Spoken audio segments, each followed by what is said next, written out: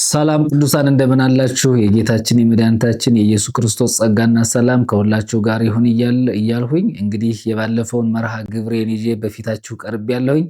እንግዲህ ብዙ ትምህርቶችን ወደ ኋላም እያያችሁ ወደፊትም ደግሞ እንድትከተሉ በዚሁ አበረታታችኋለሁ። እንግዲህ ዛሬ የምንነጋገርበት ርዕሰ ጉዳይ ዋና አጀንዳዬ ይዤው የመጣሁት ነገር ስለ ኃጢአት ስርየት ነው። የኃጢአት ስርየት በመጽሐፍ ቅዱስ ውስጥ የተቀመጠውን እውነት እግዚአብሔር በሕጉ በትእዛዙ በሰዎች በኩል ያስቀመጠው ሰዎች ከኃጢአታቸው የሚነጹበትን፣ ከበደላቸው የሚፈወሱበትን፣ ከርኩሰታቸው የሚቀደሱበትን፣ ከልዩ ልዩ የኃጢአት አሰራር ወደ እግዚአብሔር በመመለስ በንስሐ በመጸጸት በይቅርታ እግዚአብሔር ሰውን የሚቀበልበትን መንገድ እናያለን። እንግዲህ በብሉይ ኪዳን ዘመን እግዚአብሔር ለቃል ኪዳኑ ሕዝብ የሰጠው የንስሐ መንገድ ወይም ደግሞ የንስሐ ጎዳና እስራኤላውያን ሲስቱ ሕዝቡ ከሕጉ ከትእዛዙ ሲወጣ ሲበድል እግዚአብሔር በሙሴ በኩል ወይም ደግሞ በካህናቱ በኩል በአገልጋዮቹ በምርጦቹ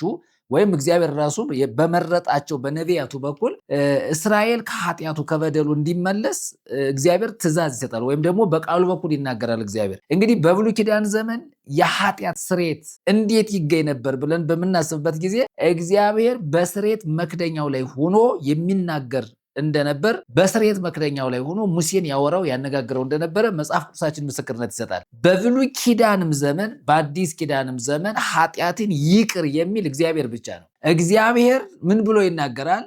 ኃጢአትን ይቅር የሚል እንደሆነ በደንብ አድርጎ ይናገራል። ኃጢአትን ይቅር የሚል ምሕረት የሚያደርግ ይቅርታን ለሰው ልጅ የሚሰጥ ለበደሉት ለኃጢአተኞች በርኩሰት መንገድ በአሕዛብ መንገድ ለሄዱት እስራኤላውያን እግዚአብሔር በተደጋጋሚ የንስሐ ዕድል ሲሰጣቸው እናያለን። እግዚአብሔር በስርየት መክደኛው ላይ እንዴት ነበር የሚነጋገረው ብለን ስንል ዘጸአት ምዕራፍ 25 ከቁጥር 17 ላይ ርዝመቱ 2 ክንድ ተኩል ወርዱም 1 ክንድ ተኩል የሆነ የስርየት መክደኛ ከንጹህ ወርቅ ስራለት። በስርየት መክደኛው ዳርና ዳር ላይ የሚሆኑ ከወርቅ የተቀረጹ 2 ኪሩቤል ስራ። አንዱን ኪሩብ በአንደኛው ሁለተኛውን ኪሩብ በሌላኛው ዳር አድርግ። በሁለቱም ጫፎች ሁለቱን ኪሩቤሎች ከስርየት መክደኛው ጋር አንድ ወጥ አድርገህ ስራቸው። ኪሩቤልም ክንፎቻቸውን ወደ ላይ በመዘርጋት የስርየት መክደኛውን በክንፎቻቸው ይሸፍኑ፣ እርስ በርሳቸውም ትይዩ በመሆንም ፊታቸውን ወደ ስርየት መክደኛው ያድርጉ። የስርየት መክደኛውን በታቦቱ ላይ አስቀምጠው። እኔ የምሰጥን ምስክሩንም በታቦቱ ውስጥ አስቀምጥ። በምስክሩ ታቦት ላይ ባሉት በሁለቱ ኪሩቤል መካከል በስርየት መክደኛው ላይ በዚያ እኔ ካንተ ጋር እገናኛለሁ፣ ለእስራኤላውያን የሚሆኑትን ትእዛዞችንም እሰጣለሁ ይላል። እግዚአብሔር ለማን ያነጋገረው? ለሙሴ ነው ያነጋገረው። ለእስራኤላውያን የኃጢአታቸውን ንስሐ ወይም ደግሞ ለኃጢአታቸው ንስሐ የሚያደርጉበትን ወደ አምላካቸው ወደ እግዚአብሔር የሚመለሱበትን ትእዛዞችን እሰጥሃለሁ። ግን እግዚአብሔር ከሙሴ ጋር የምነጋገረው በምንድን ነው ብለን ስንል በስርየት መክደኛው ላይ ሆኖ ነው። 2 ኪሩቤሎች አሉ። ከሁለቱ ኪሩቤሎች መካከል ላይ ሆኖ እግዚአብሔር ያነጋግረዋል። የታቦቱ መክደኛ የስርየት መክደኛ ነው የሚባለው። ታቦቱ ቦክስ ነው ወይም ደግሞ ሳጥን ነው። የሳጥን ክዳን እንዳለው ሁሉ ታቦቱ ከግራር እንጨት የተጠረበ እንደገና በውጭም በውስጥም በወርቅ የተለበጠ 4 ቀለበት ያለው 2 መሎጊያ ያለው በታቦቱ ውስጥ የምስክሩ የጽላት ምስክር ያለበት እንደገናም የለመለመች የአሮን በትር እንደገና መሶበ ወርቅ ያለበት ማለት ነው። እነዚህ ሁሉ ተሰብስበው ምኑ ጋ ነው? ታቦቱ ውስጥ ነው። ታቦቱ ላይ ግን መክደኛ የሚባል ወይም ደግሞ የስርየት መክደኛው አለ። 2 ኪሩቤሎች ላዩ ላይ ከወርቅ የተሰሩ ከተቀጠቀጠ ወርቅ ማለት ነው የተሰሩ 2 ኪሩቤሎች አሉ። 2ቱ ኪሩቤሎች መካከል ላይ እግዚአብሔር ለሙሴ ያነጋግረዋል ማለት ነው። እንግዲህ ተመልከቱት። በብሉይ ኪዳን ዘመን እግዚአብሔር ለሙሴ ሲነጋገረው ስርየት መክደኛው ላይ ሆኜ አነጋግርሃለሁ ነው ያለው። የስርየት መክደኛ በደንብ መሰመር ያለበት ይሄ የስርየት መክደኛ ሰዎች ኃጢአታቸውን ሲሰሩ በደል ሲሰሩ ሲፈጽሙ በእግዚአብሔርና በሰው መካከል እግዚአብሔርን ደስ የማያሰኝ ነገር ሲሰራ እስራኤል ከሕጉ ሲወጣ ከትእዛዙ ሲወጣ የአሕዛብን ጣዖታት ሲያመልኩ ከቃል ኪዳኑ ውጭ ሲሆኑ የአሕዛብን መንገድ ሲከተሉ የአሕዛብን ርኩሰት ሲፈጽሙ እግዚአብሔር ይቆጣል። ስለዚህ ንስሐ ግቡ የሚል አካል እግዚአብሔር ያስነሳል በየጊዜው ከሙሴ ጀምሮ እንደገናም ደግሞ በዚህ በመሳፍንት ዘመን በነገስታትም ዘመን በነቢያትም ዘመን እግዚአብሔር ሕዝቡን የሚገስጽ ሰው ለሕዝቡ እግዚአብሔር የተናገረውን ነገር የሚያመጡ በነቢያት በኩል እግዚአብሔር ተጠቅሟል። በነገስታቱም ዘመን በነ ዳዊትም ዘመን በነ ሰሎሞንም ዘመን ነበረ። ግን እግዚአብሔር በሰዎች በኩል ይናገራል፣ ሰዎች ወደ እግዚአብሔር እንዲመለሱ ያደርጋል። ግን የስርየት መክደኛ ይባላል። እግዚአብሔር ሙሴን ያነጋገረው በምንድነው? በስርየት መክደኛው ላይ ሆኖ ነው። ያ የስርየት መክደኛ ምንድን ነው ብለን በምንመለከትበት ጊዜ መጽሐፍ ቅዱሳችን ብዙ ነገሮችን ያስረዳናል። እንግዲህ የስርየት መክደኛ ትርጉም አለው። በብሉይ ኪዳን ዘመን እግዚአብሔር በስርየት መክደኛው ላይ ሆኖ ለሙሴ ይናገራል። እግዚአብሔር ለሙሴ የተናገረውን ትእዛዙን ወስዶ ለእስራኤል ይነግራቸዋል። ኃጢአት ከሰሩ እንዲመለሱ፣ ወደ ንስሐ እንዲመጡ፣ ወደ ቃሉ እንዲመጡ፣ ወደ ሕጉ እንዲመጡ፣ ወደ ትእዛዙ እንዲመጡ እግዚአብሔር በሙሴ በኩል ይናገራቸዋል። እንግዲህ ይሄ የኃጢአት መክደኛ ወይም ደግሞ የስርየት መክደኛ የምንለውን ነገር እራሱ እግዚአብሔር የተናገረው። እንግዲህ ልብ ማለት ያለብን ለይቅርታ መንገድ የከፈተ ለምህረትም ደጁን የከፈተ ይቅር የሚለውን ሐሳብ ወደ ሰዎች ያመጣ ራሱ እግዚአብሔር ነው። እግዚአብሔር ይቅር ካላለ ማንም ይቅር ሊል አይችልም። እግዚአብሔር የይቅርታ አምላክ መሆኑ የምህረት ደጁን ከፍቶ ያጠፋ ሰው፣ የበደለ ሰው፣ እግዚአብሔርን ያሳዘነ ሰው፣ እግዚአብሔርን ያስቆጣ ሰው መልሶ በንስሐ ወደ እሱ ሲመጣ እግዚአብሔር የመቀበል እድል አለው ማለት ነው። እድል ሰጠው ለዚያ ሰው። ስለዚህ እግዚአብሔር ምን አለው? የንስሐ በር አለው፣ የንስሐ ጊዜ አለው። ሰዎች ሁሉ በጥፋታቸው እንዳይጠፉ ይፈልጋል እግዚአብሔር። ስለዚህ በዘጸአትም 26 ላይ ስንሄድ በዘጸአት 26 ላይም ስንሄድ 34 ላይ የምናገኛቸው ነገሮች እነዚህ ነገሮች ናቸው። ለምሳሌ እኔ መጽሐፍ ቅዱስን ይዤ የመጣሁት ነገር ምንድን ነው? እንግዲህ እነዚህ ናቸው የስርየት መክደኛ የምንላቸው። ፎቶውን አንሳ። እንግዲህ ታቦቱ ይሄ ነው። እንግዲህ ታቦት የሚባለው ነገር ይሄ ነው። እንግዲህ ይህንን ነገር በደንብ አድርጋችሁ እንድታዩትን ጭምር ነው።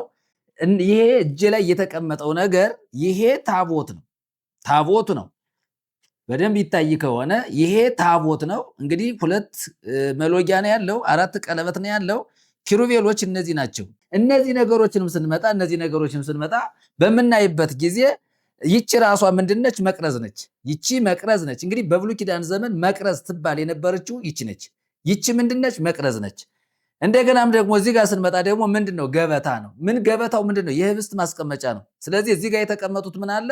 ህብስት አለ እዚህ ላይ ገበታ ነው። ግን ገበታው አገልግሎቱ ምንድነው ከተባለ የህብስቱ ማስቀመጫ ነው ማለት ነው። ይሄ የዕጣን ምንድነው? መሰዊያ ነው። ይሄ አሁን ይሄ የምታዩት እዚህ ጋር የተቀመጠው ነገር የዕጣን መሰዊያ ነው። እንግዲህ ከታቦቱ ዙሪያ እነዚህ ነገሮች የተቀመጡበት ነገር እንደገና የናስ መሰዊያ አለ። ይሄ የናስ መሰዊያ ነው። እዚህ ጋር ስንመጣ ደግሞ ምንድነው ብለን በምንናገርበት ጊዜ የመገናኛው ድንኳን ራሱ ይሄ ነው።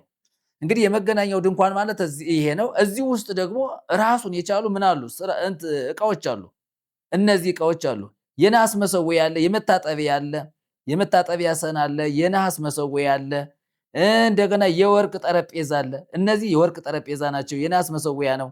የመታጠቢያ ሰን አለ ራሱ። እነዚህ ነገሮች ራሱ መጋረጃው እንግዲህ እንደምታዩት እንደዚህ ዙሪያውን ነው። እንግዲህ ይሄ ምንድነው ተብሎ የሚነገረው? የመገናኛው ድንኳን ማለት በብሉይ ኪዳን ዘመን ይሄ ነው። ስለዚህ ታቦት የምንለው ይሄ ነው። መቅረዝ ይሄ ነው። ገበታ የምንለው ይሄ ነው። የዕጣን መሰዊያ ይሄ ነው።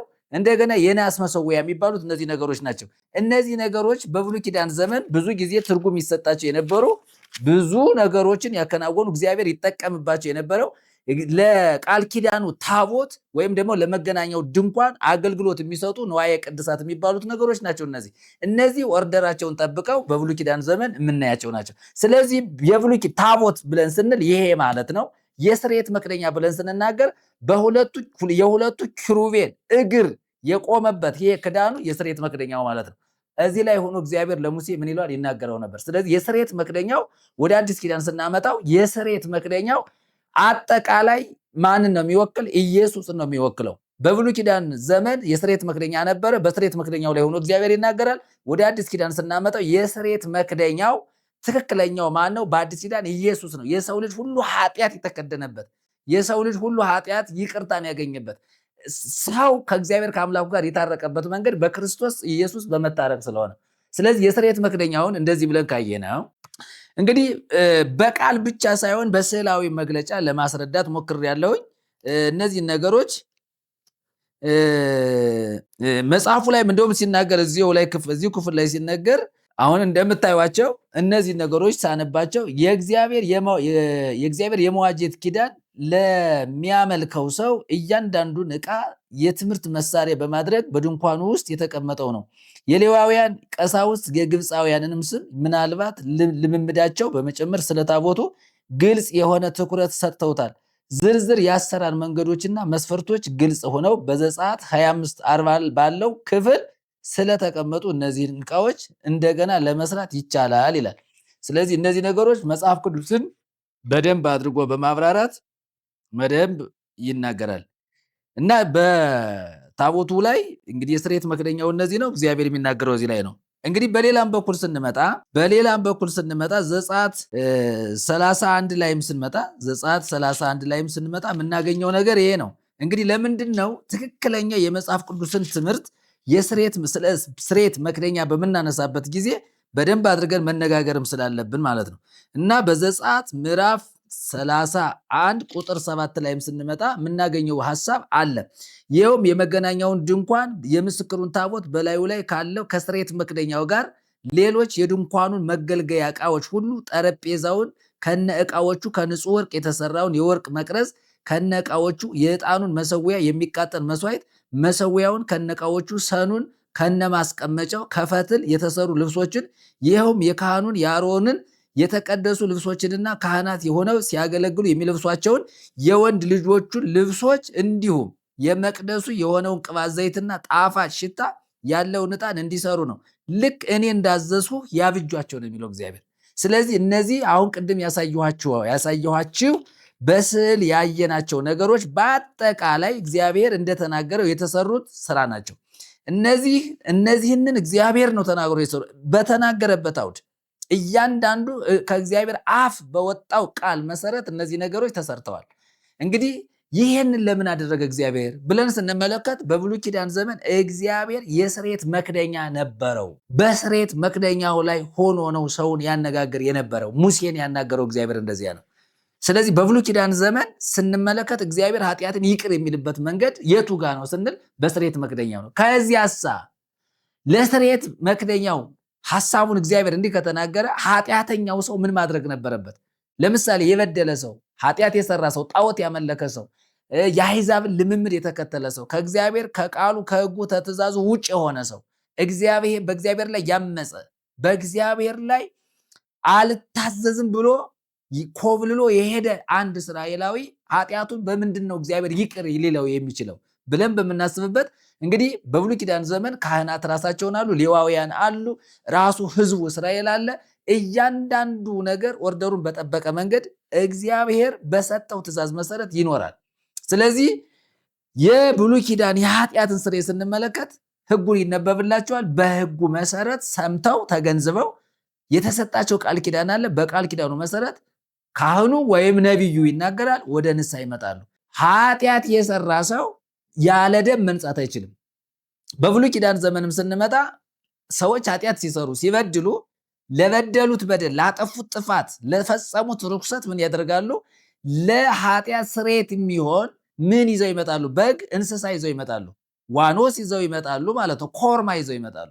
እነዚህ ሰዎች ምን ያደርጋሉ? ስለሰሩት ኃጢአት ፈንታ የሚታረድ የሚሰዋ በግ ያመጣሉ ማለት ነው። ለምሳሌ ኃጢአት የሰራ ሰው ለኃጢአቱ ስርየት ምን ይዞ ይመጣል? እንስሳ ይዞ ይመጣል። ካህኑ የሰውየውን ኃጢአት ወደ እንስሳው ያስተላልፈዋል። በሰውየው ኃጢአት ፈንታ እንስሳው ይሰዋል፣ ደሙ ይፈሳል ማለት ነው። ስለዚህ በእንስሳው ደም አማካኝነት ኃጢአት የሰራው ሰው ምን ይደረግለታል? ይቅርታ ይገኝለታል። ወይም ደግሞ ለኃጢአቱ የፈሰሰ ደም ስለነበረ ደሙን ይረጫል። እንግዲህ ይህንን በምንመለከትበት ጊዜ ዘጸአት እዚያው ላይ 35 ላይም ስንሄድ የምናገኘው ምንድን ነው? 35 ላይ ዘጸአት 35 12 ላይ እንሄድ። 12 ላይ ስንሄድ የምናገኘውን ነገር እኔ ዘጸአት 12 ላይም ስንሄድ የሚናገረው ነገር ይሄ ነው።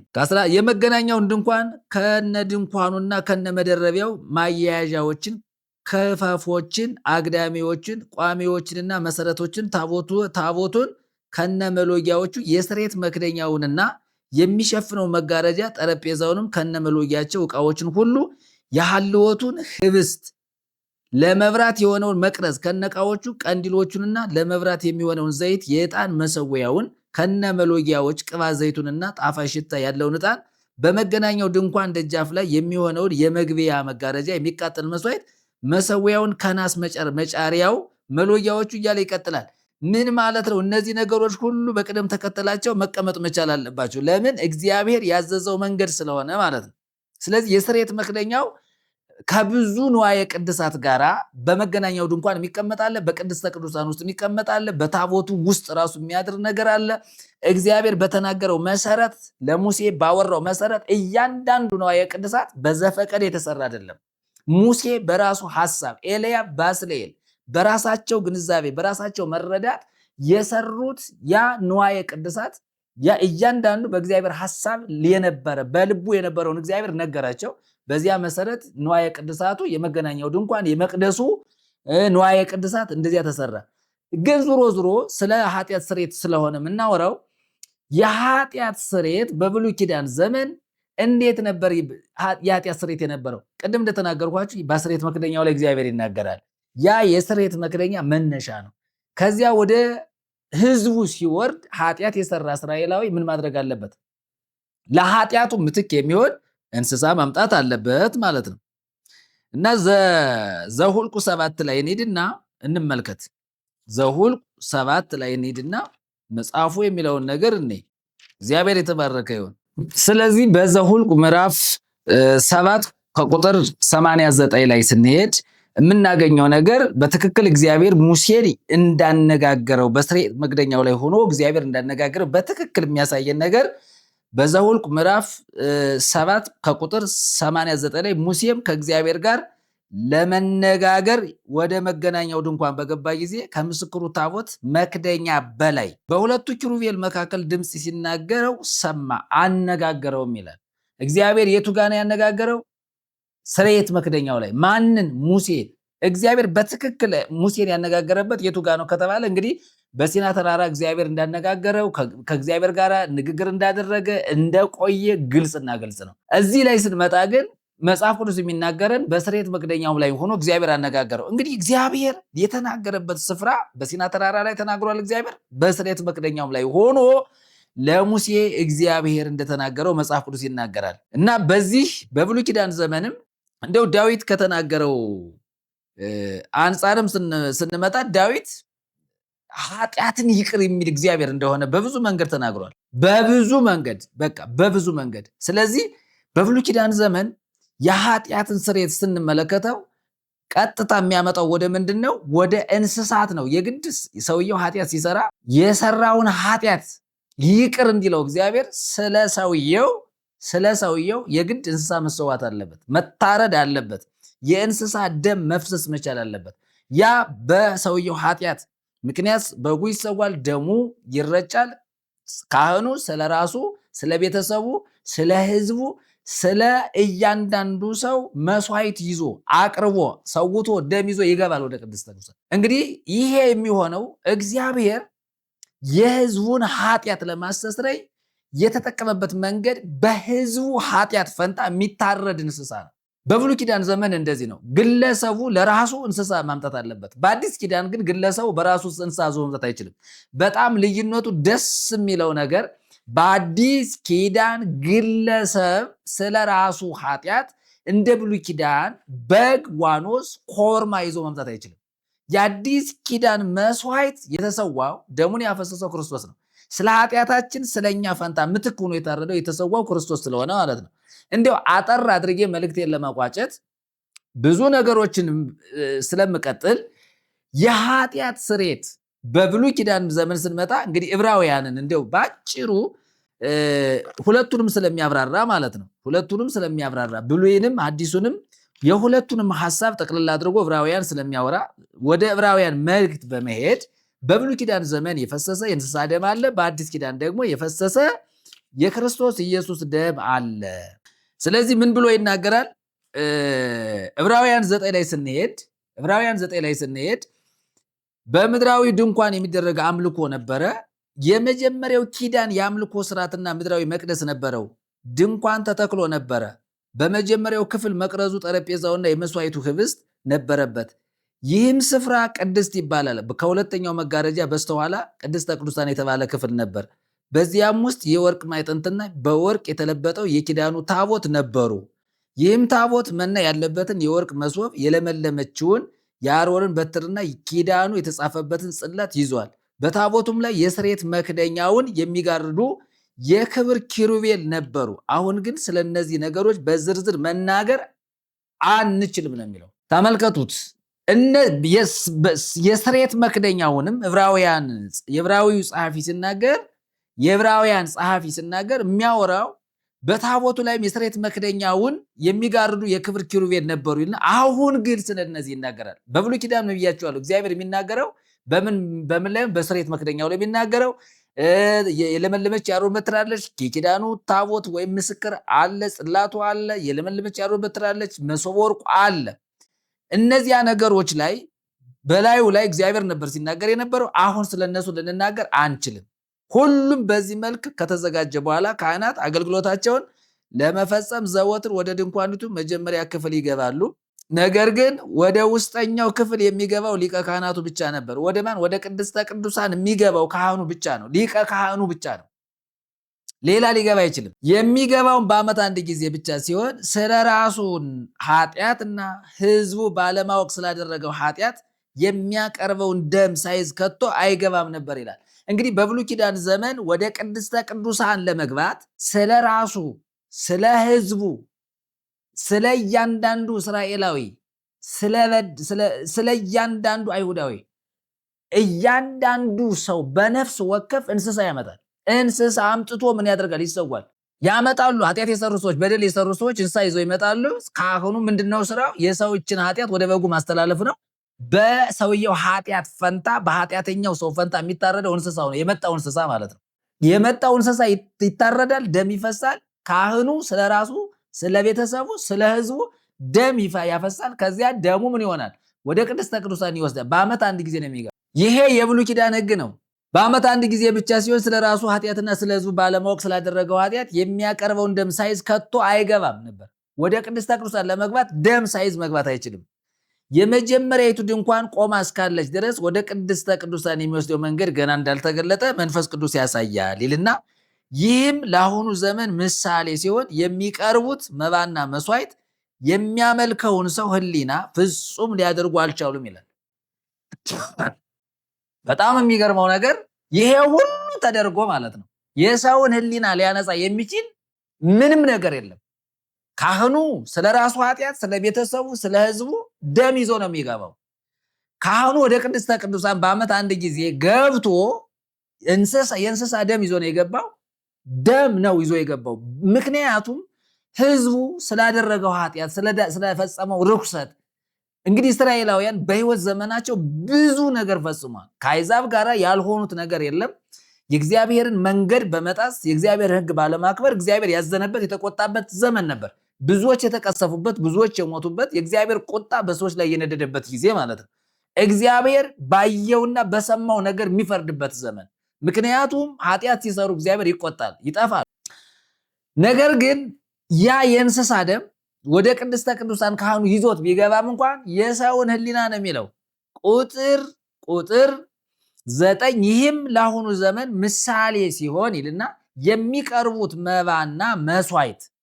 መባና መስዋዕት የሚያመልከውን ሰው ህሊና ፍጹም ሊያደርጉ አልቻሉም ይላል። እነዚህ ሁሉ አዲሱ ስርዓት እስኪመጣ ድረስ የሚደረጉ የምግብና የመጠጥ እንዲሁም የተለያዩ የመንጻት ስርዓቶች ብቻ ናቸው ነው የሚለው። ለምን? በብሉይ ኪዳን ዘመን ስለ ኃጢአት ስርየት የተሰዋ የበግ ደም ወይም ደግሞ የፈሰሰ የእንስሳት ደም፣ እንስሳት ታርደዋል፣ ተሰውተዋል። ዋኖስ ምንለው፣ ርግብ ምንለው፣ ኮርማም ይዘረዝራቸዋል መጽሐፉ። እነዚያ ሁሉ ስርዓቶች ነበሩ። የመንጻት ስርዓቶች ነበሩ እንጂ ሰውን በፍጹም ከህሊና ክስ ሊያነጻ አይችሉም። እንስሳዎች ታርደዋል፣ ተሰውተዋል። ያ የፈሰሰ የእንስሳ ደም ሰውን ከክስ ነፃ ያወጣል። ከህሊና ክስ ሰዎችን ሊያነጻቸው አልችልም። ለምን? የፈሰሰ የእንስሳ ደም ነው። ስለዚህ ለአሁኑ ለአዲሱ ስርዓት መንገድ በር ከፋች ነበረ። ስለዚህ እግዚአብሔር በብሉይ ኪዳን ዘመን የሰው ልጅ ኃጢአት እንዲሰረይ የመንጻት ዘመን ስለነበረ ምን አደረገ? የእንስሳት ደም በሰዎች ኃጢአት ምክንያት እንዲፈስ አደረገ እግዚአብሔር። ያም ፈጽሞ የሚገርማቸው ነገር በእንስሳት ደም ህሊናው የነጻ እስራኤላዊ የለም። በእንስሳት ደም ህሊናው የተቀደሰ እስራኤላዊ አይሁዳዊ የለም።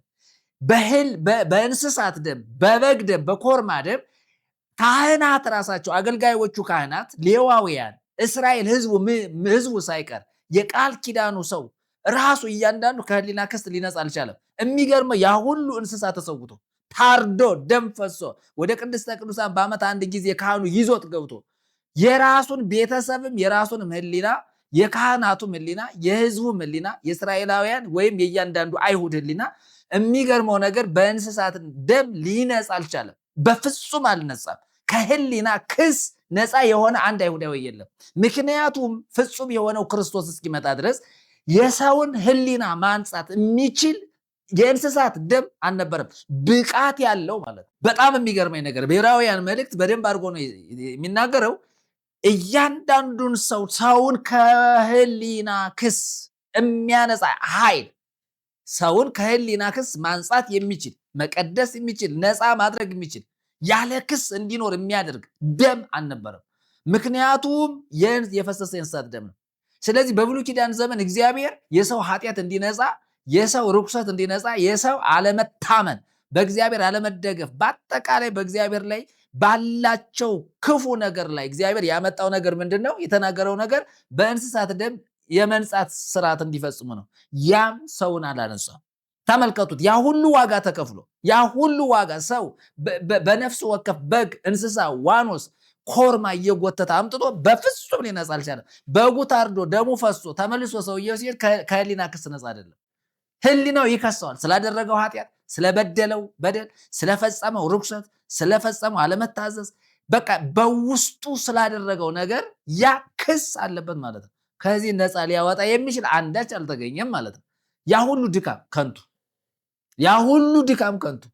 እስራኤላውያን ደክመው፣ ካህኑ ደክሞ ያ ንጹህ በግ መጥቶ ተመርጦ መጥቶ ንጹህ የሆነ ነገር ተብሎ ከማህበረሰቡ ተለይቶ ንጹህ የሆነ ነገር ተፈልጎ መጥቶ ግን በፍጹም ሰውየውን ሊያነጻው አልቻለም። በጣም ነው የሚያሳዝነው። ያ ሁሉ ድካም አስቡት። ዛሬም በሀገራችን ብዙ ውጣ ውረዶች አሉ። ሰው ኃጢአቱን ለማስተስረይ ይቅርታን ለማግኘት ከበደል፣ ከርኩሰት፣ ከአመፃ፣ ከበቀል፣ ከቂም፣ ከብዙ ነገር ነፃ መውጣት እየፈለገ ብዙ ተራራ ይወጣል፣ ብዙ ቁልቁለት ይወርዳል። ነገር ግን በሚያደርገው ስርዓት ሰውየውን ከህሊና ክስ ሊያነጻው አልችልም። በብሉይ ኪዳንም ዘመን አሁን ባለንበትም ዘመን ሰዎች ለኃጢአታቸው ስርየት ሲሉ የሚከፍሉት ብዙ ዋጋ አለ። ያ ነፃ አያደርግም፣ በምንም ተአምር ነፃ አያደርግም። ነፃ የሚያደርግ ግን አንድ ነገር አለ። በብሉይ ኪዳን ዘመን ይከሰሱ ነበረ። በቃ እንደውም ጳውሎስ ጻድቅ የሚባል ነገር የለም ነው ያለው። ጻድቅ የሚባል ነገር የለም፣ ምንም አይነት ጻድቅ የሚባል ነገር። ታዲያ ምንድነው ማድረግ ያለብን? በብሉይ ኪዳን ዘመን ሰው በግ ይዞ መጥቶ ስለሱ በግ ታርዶ ደሙ ፈሶ ከህሊና ክስ ነፃ ካልሆነ ታዲያ ምንድን ነበር የሚያመለክተው? ምንድን ነበር መሆን የነበረባቸው? ይከሰሳሉ። ዕብራውያን 9 ቁጥር 11 ላይ ስንሄድ ክርስቶስ አሁን ስላሉት መልካም ነገሮች ሊቀ ካህናት ሆኖ በመጣ ጊዜ ይላል። ክብር ለስሙ ይሁን። ማን በመጣ ጊዜ? ክርስቶስ በመጣ ጊዜ።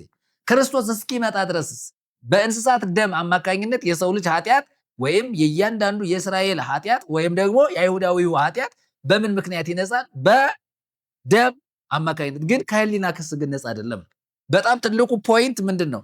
ሰው ከህሊና ክስ ነጻ አልነበረም። እንዲሁም ጳውሎስ ከህግ በታች እንደሆኑ ምን አድርገናቸዋል? ከሰናቸዋል ይላል። መልካም ነገሮች ሊቀ ካህናት ሆኖ በመጣ ጊዜ በሰው እጅ ወዳልተሰራችው ከዚህ ፍጥረት ወዳልሆነችው ታላቅና ፍጹም ድንኳን ገባ። የገባውም የፍየልንና የጥጃዎችን ደም ይዞ አይደለም፣ እንደ ብሉይ ኪዳን አይደለም። ለምንድን ነው? ክርስቶስ የገባባት ቅድስተ ቅዱሳን፣ ክርስቶስ የገባባት ቤተ መቅደስ እንደ ብሉይ ኪዳን ያለች ቤተ መቅደስ አይደለችም። የበግና የፍየል የኮርማ ደም የሚረጭባት አይደለችም። ተመልከቱ። አሁን ልዩነቱ በደንብ አድርጎ ነው የመጣው። የብሉይ ኪዳንን መስዋዕትና የአዲሱን ኪዳን መስዋዕት ሁለቱን አመጣ። የብሉይ ኪዳኑን ቤተ መቅደስ ወይም ቅድስተ ቅዱሳን የምንለውን አመጣ። የአዲሱን ኪዳን ቤተ መቅደስ ወይም ቅድስተ ቅዱሳንን አመጣ። ይችኛዋ ቅድስተ ቅዱሳን የተባለችዋ በሰው እጅ ያልተሰራች ናት። ያ ግን በሰው እጅ የተሰራ ነው። ስለዚህ ኢየሱስ ሊቀ ካህናት ሆኖ ሲገለጥ የእንስሳ ደም አላስፈለገውም፣ የኮርማ ደም አላስፈለገውም።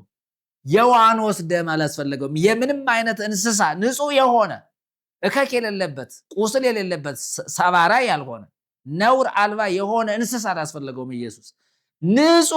ንጹህ በግ ዮሐንስ እንደተናገረው ነዋ በግሁ ለእግዚአብሔር ዘያትት ኃጢአተ ዓለም፣ የዓለምን ኃጢአት የሚያስወግድ የእግዚአብሔር በግ። የአዲሱ ኪዳን በግ የማን በግ ነው? የእግዚአብሔር በግ ነው። ማን ነው የእግዚአብሔር በግ? ኢየሱስ። ለምን? በሰዎች ኃጢአት ምክንያት የሚታረድ የሚሰዋ ደሙን የሚያፈስ እግዚአብሔር ደስ የተሰኘበት ንጹህ መስዋዕት፣ ለኃጢአታችን መስዋዕት ሆኖ የተሰዋ የቀረበ የታረደ ማን ነው? ኢየሱስ። እግዚአብሔር ደስ የተሰኘበት የማን ነው? የኢየሱስ ክርስቶስን ደም ነው። በፊት የተሰዋውን ሰት እሱ የሰውን ሕሊና ሊያነጻ አልቻለም። በክስ ውስጥ እንድኖር ነው ያደረገ ይልና በጣም የሚገርመው ነገር የጥጃዎችን ደም ይዞ ምን አላለም? አልገባም። ታዲያ ነገር ግን የዘላለም ቤዛነት ሊያስገኝ የራሱን ደም ይዞ ወደ ቅድስተ ቅዱሳን ለአንዴና ለመጨረሻ ጊዜ ምን አደረገ? ገባ። ምን ይዞ የገባ? የዘላለም ቤዛነት ሊያስገኝ። ማን ነው? ኢየሱስ። የዘላለምን ቤዛነት ሊያስገኝ የብሉይ ኪዳን ካህን ሊቀ ካህኑ በዓመት አንድ ጊዜ ወደ ቤተ ቅድስተ ቅዱሳን ሲገባ ለዘላለም ቤዛነት ማስገኘት ይችላል? አይችልም። ምንድነው ታዲያ ጥቅሙ? ጊዜያዊ የኃጢአት ስርየት ወይም ደግሞ የመንጻት ስርዓት እንዲፈጽም ነው። የክርስቶስ ወደ ቅድስተ ቅዱሳን መግባት፣ ያ ምድራዊ ቤተ መቅደስ፣ ያ ምድራዊ ቅድስተ ቅዱሳን፣ ያ ምድራዊ የመገናኛ ድንኳን በሰው እጅ የተሰራ በቁሳቁስ ከወርቅ ከተለያየ ከናስ ከብረት የተሰራ